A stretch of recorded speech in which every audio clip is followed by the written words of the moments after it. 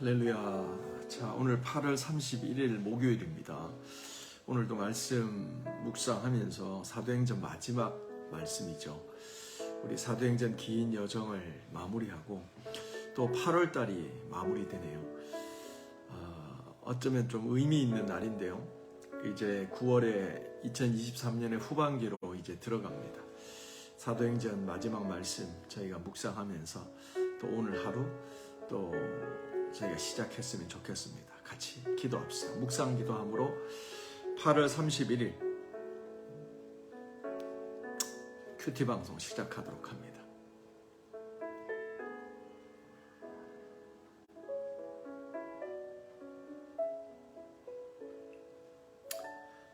하나님 감사합니다. 아버지, 이 아침도 주의 말씀 듣고 그 말씀 가운데 기록한 길로 저희가 생각하며 믿으며 나가기 원합니다. 주의 말씀 가운데로 저희들을 인도하여 주시고 저희들 각자에게 주시는 하나님의 음성 듣고 오늘 하루도 순종하며 오직 하나님 나라를 살아가며 예수 그리스도의 온전한 주권과 통치를 저희들의 삶에 경험하며 나가는 날이 되게 하여 주옵소서. 예수님의 이름으로 기도합니다. 아멘, 아멘. 자, 오늘 하나님께서 주시는 말씀입니다. 사도행전 28장 23절부터 31절입니다. 그들이 날짜를 정하고 그가 유숙하는 집에 많이 오니 바울이 아침부터 저녁까지 강론하여 하나님 나라를 증언하고 모세의 율법과 선지자의 말을 가지고 예수에 대하여 권하더라. 그 말을 믿는 사람도 있고 믿지 아니하는 사람도 있어 서로 맞지 아니하여 흩어질 때 바울이 한 말로 이르되 성령이 선지자 이사야를 통하여 너희 조상들에게 말씀하신 것이 옳도다. 일렀으되 이 백성에게 가서 말하기를 너희가 듣기는 들어도 도무지 깨닫지 못하며 보기는 보아도 도무지 알지 못하는도다.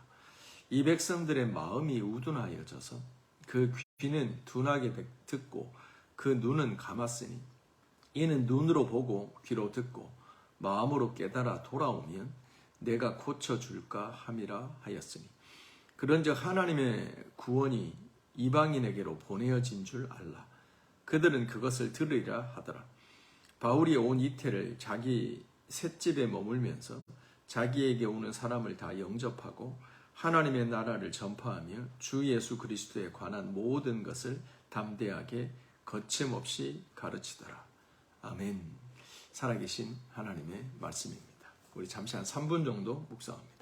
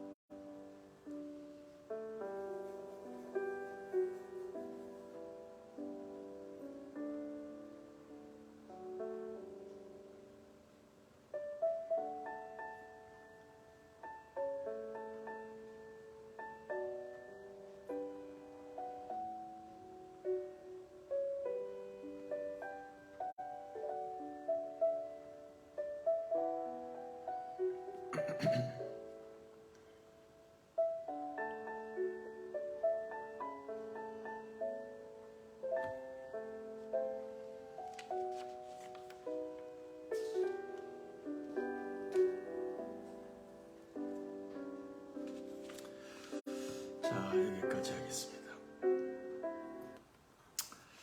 자, 오늘 본문은 이제 사도행전이 기록하는 사도 바울의 마지막 모습입니다. 바울이 이제 로마에 도착하죠. 그래도 감사하게 그런 아직 재판을 기다리고 있는 피고의 신분이기 때문에 군사 한 명이 바울을 지키지만 그는 비교적 자유로운 환경 가운데서 사람들을 만날 수 있는 특별한 배려를 받습니다. 그래서 그의 집에서 2년 동안 있으면서 재판이 많이 딜레이 되죠. 기다리면서 자기를 찾아오는 유대인들 또 사람들을 만나면서 그들에게 하나님 나라와 예수 그리스도에 대한 복음을 전합니다. 어저께 바울이 로마에 도착했다는 소식을 듣고 많은 유대인들이 오게 되죠. 그들을 자기 집으로 초청을 합니다. 그래서 오늘 말씀에 보면 유대인들이 많이 사도 바울의 집으로 찾아오고 거기서 사도 바울이 하나님 나라와 예수 그리스도에 대한 복음을 전하게 됩니다. 그리고 그 말씀을 들었던 사람들이 믿는 사람도 생기고, 그렇죠? 예수 그리스도를 영접하는 하나님의 나라의 백성이 되는 사람도 생기고, 이 진리를 거절하는 사람도 있습니다. 그래서 이 사람들이 흩어져 나갈 때 믿음의 역사를 이제 시작한 사람들은 축복하고, 이 진리를 거절하는 사람들을 향해서는 이사야 예언자를 통해서 주신 하나님의 말씀을 전합니다. 그게 뭐냐면 너희가 보아도 보지 못하고 들어도 듣지 못하여 너희들이 하나님의 진리를 받아들이지 못하는구나. 너희들의 마음의 완악함 때문이다. 너희가 마음이 굳어져서 그렇다라는 이사야 예언자의 말씀을 선포합니다. 그리고 나서 바울은 자기 집에서 2년 동안 열심히 하나님의 말씀을 거침없이 담대하게 가르치더라 라고 오늘 본문이 끝이 납니다. 자, 이 내용 가지고 저희가 또 몇 가지 한번 살펴보도록 하겠습니다. 23절입니다. 그들이 날짜를 정하고 그가 유숙하는 집에 많이 오니 바울이 아침부터 저녁까지 강론하여 하나님 나라를 증언하고 모세의 율법과 선지자의 말을 가지고 예수에 대해서 권하더라. 아멘. 첫 번째 여기서 보면 바울이 있는 집으로 유대인들이 찾아옵니다. 근데 많이 찾아왔다고 얘기합니다. 이 말씀을 통해서 우리는 하나님께서 바울을 로마로 보낸 이유, 그들이 바울을 처음 만났을 때 고백한 것처럼 이 사람들은 바울에 대한 선입견이 별로 없어요. 뭐냐면 바울이 나쁜 사람이에요. 그거 죽여야 돼요. 라고 하면서 40명이 물도 먹지 않고 양식도 먹지 않고 그를 죽이려고 하던 그런 일방적인 사람들로부터 들은 소식도 없고 또 예수 믿은 사람들로부터 들었던 소식도 없고 너에 대해서 궁금하다. 네가 전하는 그 진리에 대해서 궁금하다라고 하는 그 사람들이 로마에서 바울을 맞이하죠. 근데 그 사람들이 바울을 찾아가는데 그 숫자가 많았더라라고 얘기하는 거예요. 사랑하는 성도 여러분, 하나님께서 바울을 부르실 때 그를 유대인들과 임금들과 이방인들에게 복음을 전하기 위한 나의 택한 그릇이라고 했습니다. 근데 이 세 가지로 카테고리를 했지만 하나님께서는 유대인들을 특정하셔서 그들에게도 복음을 전한다라고 하는데요. 그 숫자가 많습니다. 그들은 하나님에 대한 종교심은 있었지만 우리가 어저께 멜리데 섬에서 만난 원주민들을 살펴봤지만 그들도 좋은 일이 있으면 하늘에 감사하고 안 좋은 일이 있으면 뭔가 움츠러들면서 삶을 돌아보는 그 종교심, 기본적인 종교심이라는 게 있었거든요. 그건 일반 계시가 주는 어떤 역할이죠. 땅에 속해서 세상적으로 사는 게 아니라 하늘을 기억하고 하나님을 기억하는 그런 기본적인 신성이라고 할 수가 있죠. 근데 그거로 구원받는 게 아니거든요. 특별 계시된 예수 그리스도, 구원의 길은 하나밖에 없잖아요. 그래서 그 예수 그리스도를 알므로 구원에 이르게 되는 거거든요. 근데 유대인들의 문제는 뭐예요? 그들의 전통 가운데 하나님께서 찾아오셔서 거룩한 전통을 주셨고 절기를 주셨지만 하나님이 이제는 예수 그리스도라고 하는 메시아를 보내주심으로 그 구원자를 믿고 영접해야 되는데 거기서 이제 문제가 생기는 거잖아요. 그 유대인들에게 바울이 예수 그리스도를 전하는 거예요. 그런 사람들이 많았다는 거예요. 사랑하는 성도 여러분, 오늘날에 우리가 런던에 있던, 여러분이 어디서 살아가든 우리들의 삶의 주변에 아직도 복음을 듣지 못한 자들이 많이 있다는 걸 알아야 돼요. 저 교회 다닙니다. 교회 다녀봤습니다. 유대인과 일반 다르지 않아요. 뭔가 신앙에 대해서, 예수에 대해서 들어봤는지 모르겠지만 아직 예수 그리스도를 영접하고 그를 삶의 주인으로 하나님 나라를 침노하여 들어간 구원받은 인생은 못됐다는 거죠. 그 많은 영혼들을 바울이 있는 집으로 하나님께서 보내시는 거예요. 그리고 바울이 전한 복음이 뭐죠? 하나님 나라를 증언하고 모세와 선지자들이 예언한 예수에 대해서 가르치더라. 바울이 하나님 나라에 대해서 가르칩니다.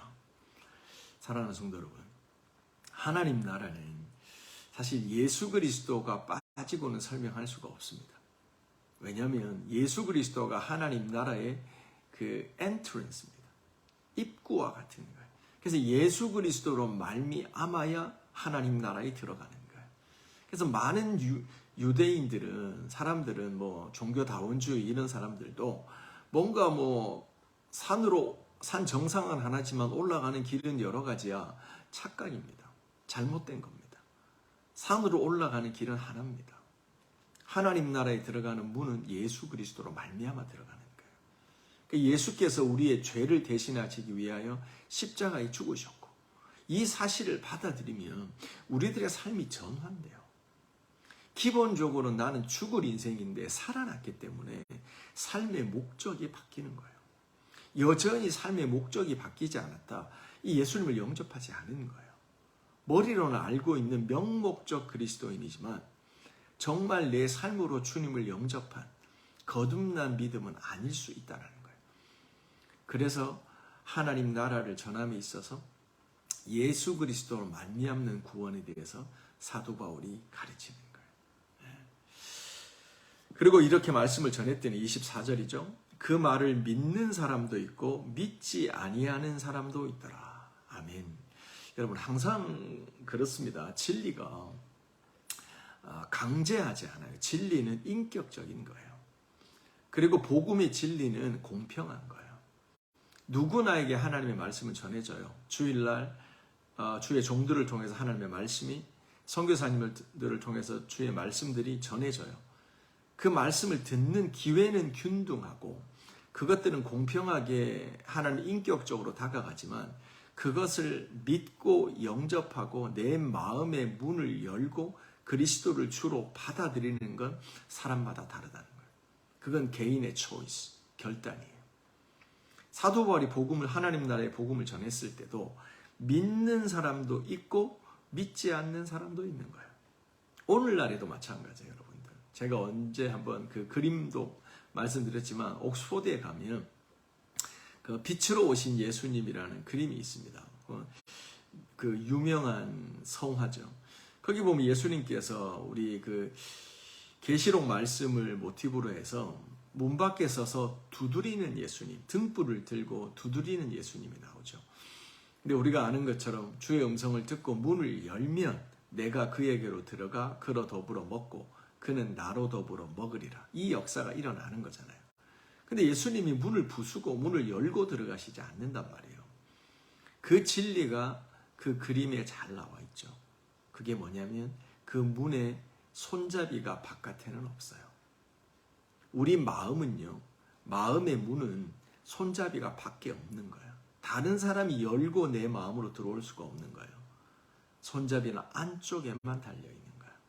그래서 안에 있는 우리가 우리의 의지와 결단과 선택으로 마음 문을 열 때 진리가 들어오시고 진리 대신 예수님이 들어오셔서 우리들의 삶을 통치하시는 믿음의 역사가 일어난다라고 하는 거예요.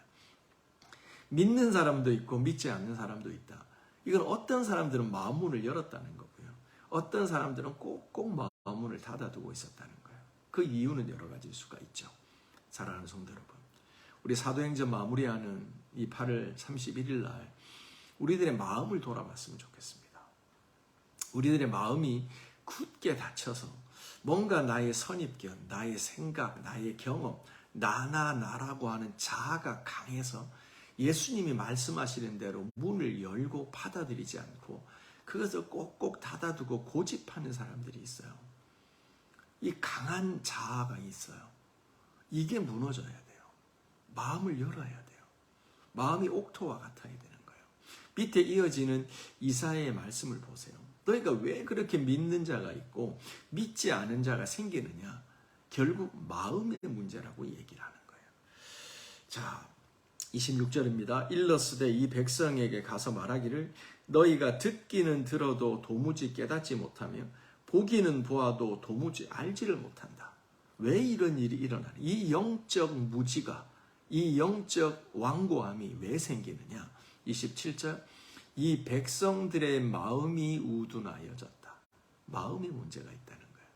여기서 마음이 우둔하여졌다는 건 출애굽기에 이스라엘 백성이 목이 굳었다 라고 하는 뜻과 똑같은 거예요. 그러니까 목이 굳었다는 게 목이 결린다는 게 아니에요. 마음 상태를 의미하는 거예요. 딱딱한 길가와 같은 마음이 됐다라고 하는 거예요. 그 귀로는 둔하게 듣고 눈은 감았으니 이는 눈으로 보고 귀로 듣고 마음으로 깨달아 돌아와야 고쳐주시는 거예요. 그렇죠? 마음이 중요한 거예요. 마음의 문을 꽉 닫고 있다는 게 뭐냐면 마음의 문을 내 자아가 컨트롤하는 거예요. 그거는 딱딱한 마음인 거예요. 길가와 같은 마음인 거예요. 그래서 이 마음이 온유해져야 돼요. 오늘 하루 살아가시면서 하나님 앞에 기도하실 때 하나님 내 마음의 문을 열어주세요. 하나님 내 마음이 옥토와 같이 되게 하여 주세요.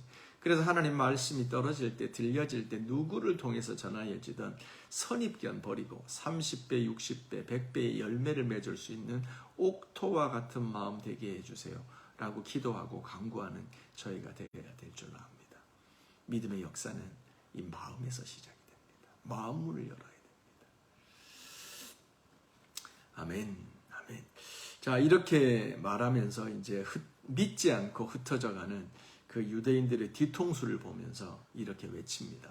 28절 그런즉 하나님의 이 구원이 이방인에게로 보내진 줄 알라. 그들은 그것을 들으리라. 바울이 온 2년을 자기 셋집에 머물면서 자기에게 오는 사람들을 다 영접하고 하나님 나라를 전파하며 주 예수 그리스도에 관한 모든 것을 같이 합시다. 담대하게 거침없이 가르치더라. 아멘. 우리가 사도행전을 마무리하면서 이 담대하게 거침없이 자기에게 오는 모든 사람들을 영접하며 하나님 나라와 예수 그리스도에 관한 복음을 담대하게 거침없이 전했던 사도 바울을 기억합시다. 그래서 우리에게 있는 소명이라고 하는 것, 우리에게 주신 구원의 목적이라고 하는 것, 우리를 창조하신 목적이라고 하는 것, 이 하나님을 전하는 소명자, 사명자로 살아가는 겁니다. 여기까지 하겠습니다. 여러분 우리 잠시 기도하는 시간 가지도록 합니다. 하나님 감사합니다. 하나님 사도 바울의 마지막 모습을 봅니다. 그가 거침없이 담대하게 하나님 나라의 복음을 전합니다. 복음을 듣고도 그 마음이 딱딱하여져서 마음의 문을 열지 않고 아버지 그 안에 있는 선입견과 고집과 아집과 마음이 굳어진 아버지 열매 맺지 못하는 마음의 상태를 가지고 살아가는 그들은 호기심은 있었습니다. 주님, 그들은 알고자 하였습니다. 그러나 진리의 말씀이 선포될 때 그들은 거절합니다. 아버지, 오직 예수 그리스도로 말미암아 우리들의 삶이 주님이 주인 되시는 삶입니다. 하나님 나라는 예수 그리스도가 통치하시는 나라입니다. 주님을 기쁘시게 할 것이 무엇인지 생각하고 그것 앞에 순종하며 나가는 삶입니다. 주님 붙드시옵소서.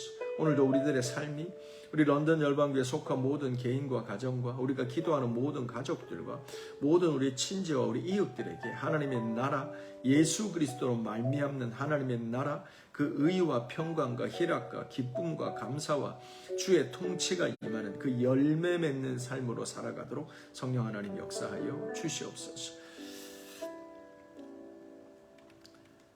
하나님 감사합니다. 오늘도 저희가 하나님의 말씀 붙잡고 하루 시작합니다. 하나님의 나라는 먹고 마시는 데 있지 않고 의와 희락과 화평입니다. 하나님의 나라는 말에 있지 않고 능력입니다. 열매입니다. 오늘도 하나님 주님을 주인 삼고 순종하며 말씀 붙잡고 살아가는 저희들의 삶에 하나님의 의의 열매가 맺혀지기를 원합니다. 그러므로 그 열매를 맛본 자들이 하나님께로 돌아와서 하나님을 전하고 그 하나님 나라를 건설해 가기를 원합니다. 주님, 오늘도 우리들의 마음이 옥토와 같이 변화되게 하여 주옵소서. 예수 그리스도의 이름으로 명하노니 우리들의 삶의 모든 문제보다 우리들의 마음이 주님을 크게 보게 하여 주옵소서. 마음으로 영접하고 주님을 사모하는 영혼들이 되게 하여 주옵소서. 담대하게 주님의 나라의 복음을 거침없이 전파하는 주의 교회 성도들 되게 하여 주시옵소서. 예수님의 이름으로 기도합니다. 아멘. 아멘.